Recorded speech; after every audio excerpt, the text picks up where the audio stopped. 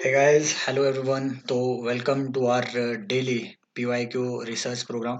और इस प्रोग्राम में हम डेली यूपीएससी की PYQs पे कुछ रिसर्च कर रहे हैं।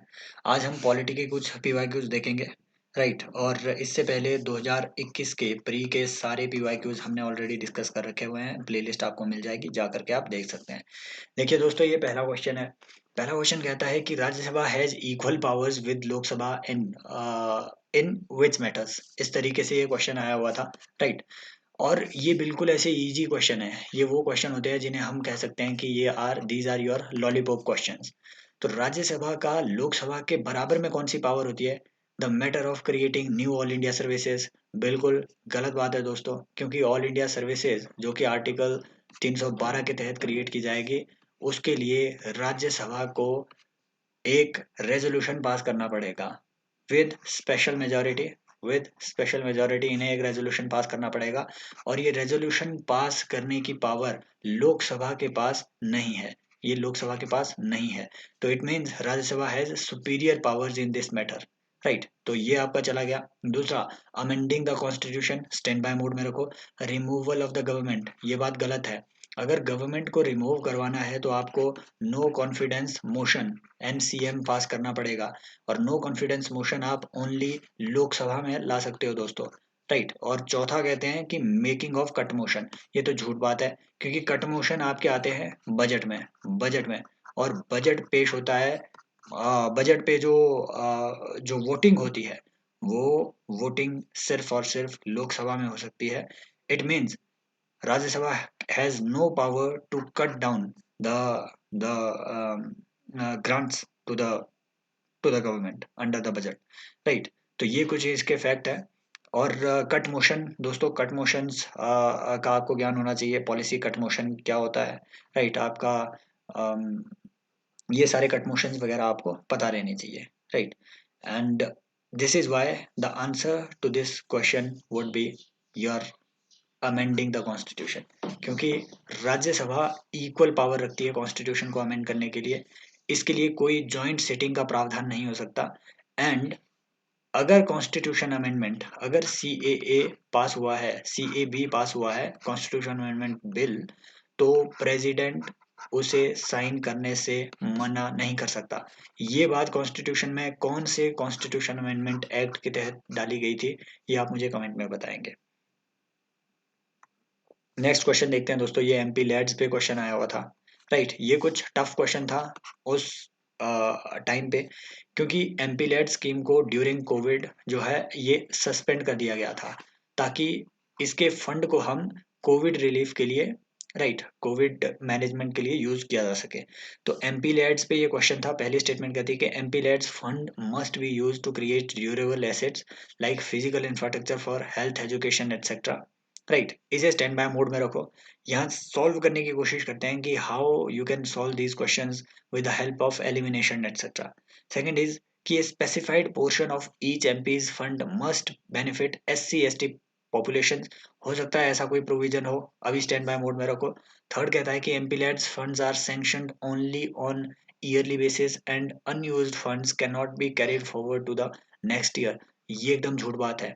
किसी ने भी MP लेड्स को थोड़ा बहुत पढ़ा होगा, तो इसमें कैरी फॉरवर्ड का रूल लगता है। इट मीन्स जैसे ही एक ईयर के लिए MP लेड्स फंड में आपको 5 करोड़ आज के दौर में मिलते हैं, 5 करोड़ रुपए। और मान लो अगर एक साल में MP इन 5 करोड़ रुपीज का यूज नहीं करवा पाया, तो ये अगले साल के लिए कैरी फॉरवर्ड हो जाते हैं। It means it is non lapsable fund. तो आप स्टेटमेंट थ्री को हटा दो।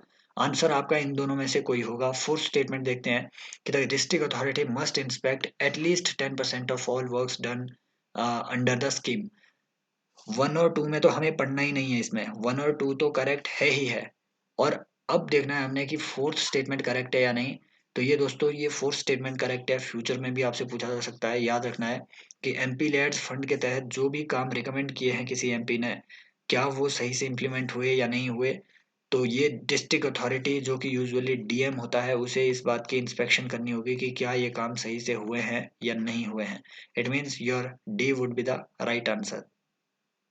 यहाँ पे MP लैड्स की थोड़ी फंक्शनिंग देख लेते हैं। It is a central sector scheme, not centrally sponsored scheme.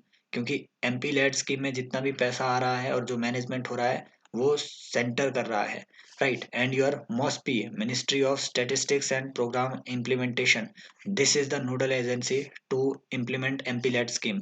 होता क्या है, एमपी के पास ये पूरा पैसा नहीं जाता है।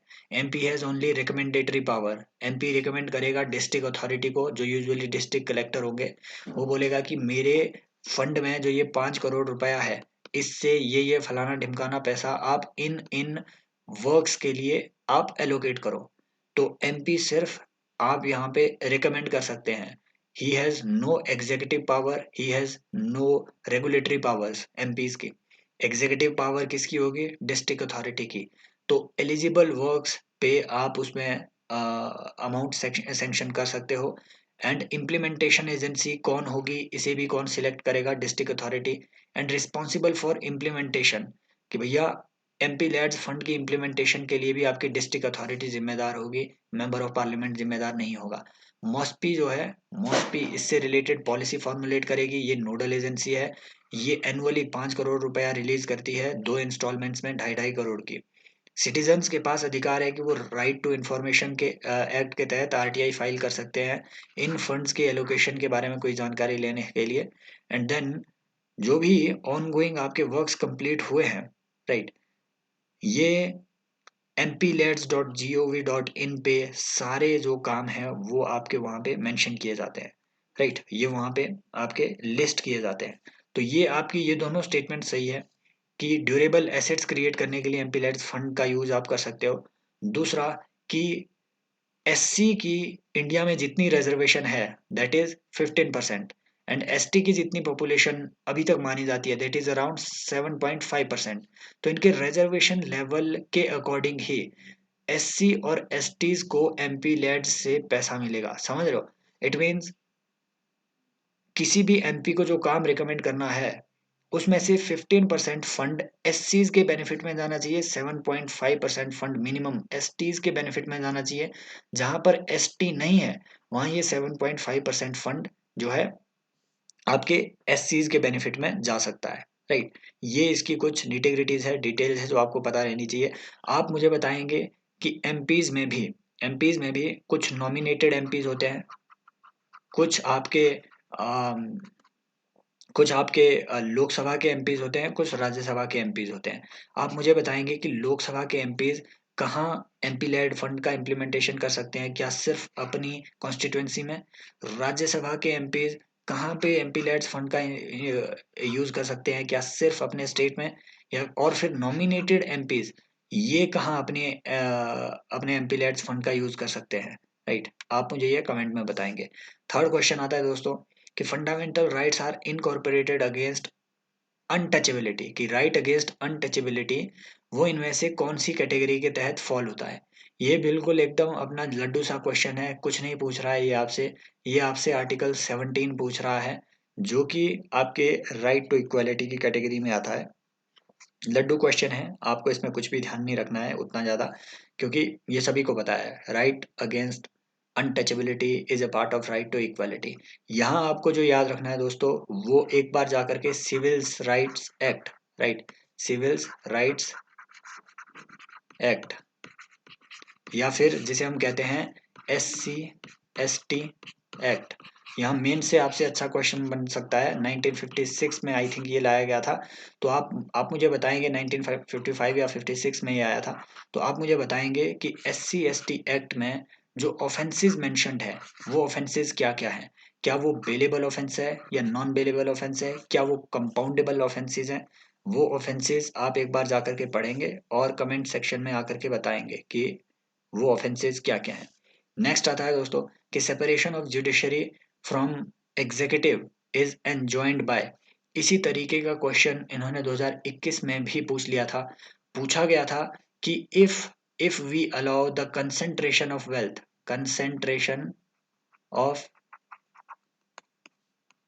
वेल्थ, तो इनमें से कौन सी चीज वायलेट होगी?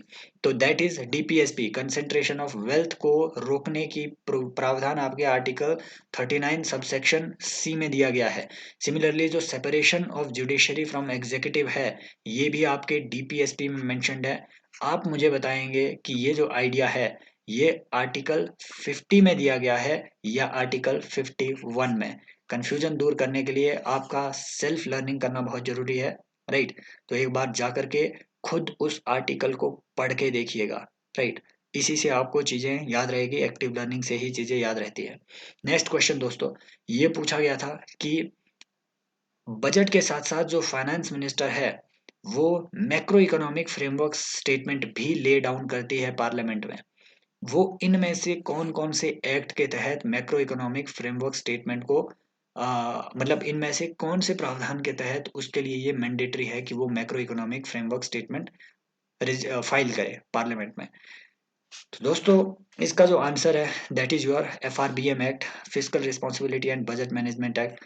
दोस्तों, ये जो एक्ट लाया गया था, ये ये आपकी गवर्नमेंट की जो फाइनेंशियल रिस्पॉन्सिबिलिटी है या फिर गवर्नमेंट के एक्सपेंडिचर्स में फिजिकल डिसिप्लिन लाने के लिए, फिजिकल डिसिप्लिन लाने के लिए ये एक्ट आपका लाया गया था। और इस एक्ट के तहत टारगेट्स सेट किए जाते हैं और लिमिटेशंस लगाई जाती है गवर्नमेंट पे कि आप अपना फिजिकल डेफिसिट इस पर्टिकुलर लिमिट से, एक पर्टिकुलर लिमिट से ऊपर नहीं होने देंगे। That is your financial responsibility and budget management act. और ये लिमिट क्या होगी, इसे सरकार बार बार रिवाइज कर देती है। कुछ साल पहले ये लिमिट 3% रखी गई थी कि हम 2022 से पहले 3% तक ये ले आएंगे। अब इसे रिवाइज करके 6-7% कर दिया है दोस्तों। हर साल फाइनेंस एक्ट में इस लिमिट को चेंज कर दिया जाता है, सरकार अपने हिसाब से इसे बदलती रहती है। हमें उस चक्कर में नहीं पड़ना, हमें यहाँ पे याद रखना है कि FRBM act is related with this macro economic framework statement, जो कि फाइनेंस मिनिस्टर को बजट के साथ ले डाउन करनी पड़ती है। इसके साथ जो एफआरबीएम एक्ट है, इसमें पार्लियामेंट में बजट के साथ साथ इन तीनों स्टेटमेंट्स को ले डाउन करने का प्रावधान है। One is macro economic framework statement, दूसरा is medium term physical policy statement and third is physical policy strategy statement. ये मीडियम टर्म के लिए होती है। ये मैक्रो इकोनॉमिक मतलब आप अपनी इकोनॉमी में बड़े बदलाव कौन कौन सी पॉलिसी लेवल पे ला रहे हो। तो ये फिस्कल पॉलिसी की स्ट्रेटजी स्टेटमेंट, ये हर साल ये स्टेटमेंट भी सरकार आपके पार्लियामेंट में ले डाउन करती है।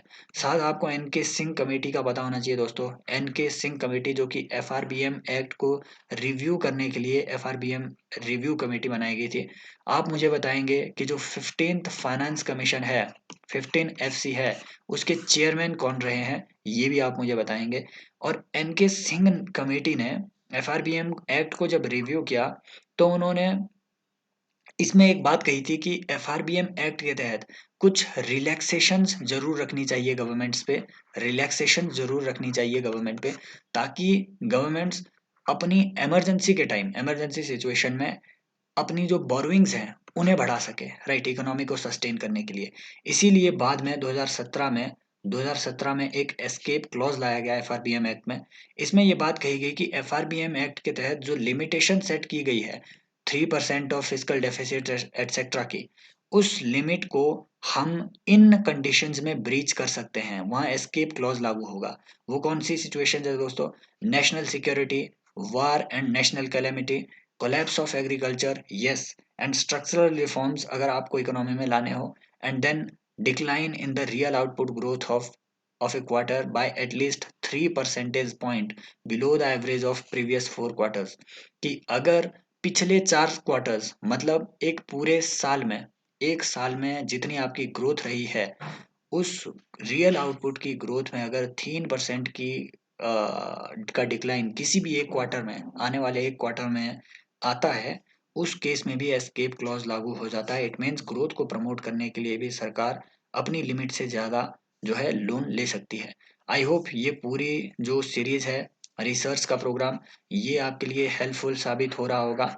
और ये पूरी जो रिसर्च है, ये मैं अन अकेडमी पे डेली 8:30 को PYQ डिस्कस करता हूँ। 8:30 PM को PYQ डिस्कस करता हूँ। फ्री ये स्पेशल क्लासेस रहती है दोस्तों, फ्री स्पेशल क्लासेस रहती है, और इसका लिंक आपको डिस्क्रिप्शन में दिए गए टेलीग्राम चैनल पे मिल जाएगा। वहीं आपको ये पीडीएफ्स भी धीरे धीरे अपलोड होते हुए देखने को मिल जाएगी। आई होप ये पूरा आपके लिए हेल्पफुल ये सेशंस रह रहे हैं। आप मुझे ज्वाइन कर सकते हैं अनअकैडमी पे, क्योंकि उसमें पोल वगैरह की फैसिलिटी रहती है। तो आप पोल्स के थ्रू इंटरेस्टिंग वे में क्विज टाइप उसमें हम ये सेशन ले सकते हैं। डाउट भी किसी के हो तो वो भी आप वहाँ पे पूछ सकते हैं। अपार्ट फ्रॉम दैट मॉर्निंग 8:30 पे भी मैं अनअकैडमी पे क्लासेस लेता हूँ, and those classes are also special classes, free classes, and they are mainly focused on conceptual understanding, concepts, right, 8:30 AM वाले में। तो 8:30 PM एंड 8:30 AM डेली जुड़ना ना भूलिए। Take care, bye bye. Link मिलेगा टेलीग्राम चैनल पे, Telegram channel का link मिलेगा डिस्क्रिप्शन पे। Take care.